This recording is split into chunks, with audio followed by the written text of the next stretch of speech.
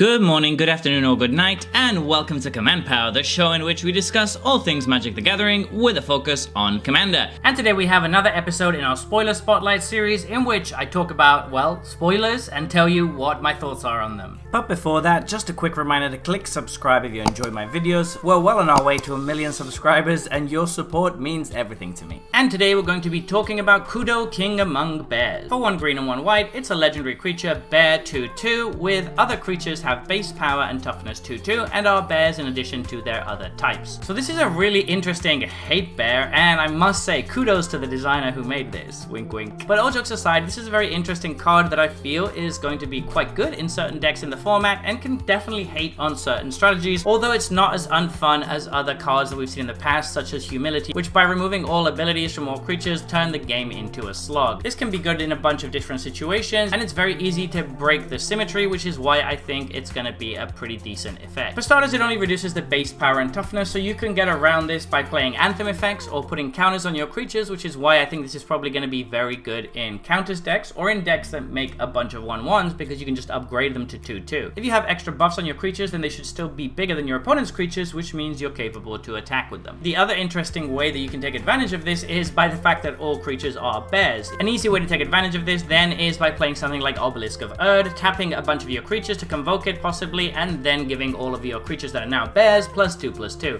That's a very easy way to get around the fact that they're all 2/2s. It's a very strong effect against decks that make big creatures, perhaps big creature tokens, by downgrading them into 2/2s as long as they don't have any other buffs on them. That does seem a little bit narrow, but what I would like to give you is the deck where this is the best and the one that I think it's gonna slot immediately into, which is Duskana, the Rage Mother. It's so good in that deck because of course your deck is optimized around all of your creatures being 2/2s anyway, so you don't really care about everything being a 2/2. It also makes it so that Duskana is going to draw a card when she ETBs off of herself, which just makes her even better, and it's still going to buff all of your creatures when they attack because they're all going to be 2/2s turning into 5/5s. That includes Duskana if she decides to attack, who is also still just going to be a 5/5, so there is basically no downside to playing that in your deck, but it's still probably going to make your opponent's creatures smaller. So yeah, I think in Duskana it is basically an auto include, and it makes sense thematically as well because it's a bear. What I think would be fun with this guy obviously is to build a thematic bear deck. I've been wanting to do that for a while. I did have an old Ayula deck, but I felt that it was a bit too boring and linear, and I ended up playing too many random vanillas. We're getting more and more good bears as the years go by, and this one might be enough to finally push me to build a bear deck, although it does feel like there isn't that much to build around with this guy other than just giving stuff buffs, which is not the most interesting effect. In any case though, he's definitely going into my Duskana deck, and I do think it is nice that we have new ways to attack certain strategies, even though this one might be a little bit more narrow than we would have initially liked. So there you have it. Those have been my thoughts on this new spoiler. What do you think though? Do you disagree with me, or do you think I got it right? Let me know in the comment section below. I always make sure to read all of your comments.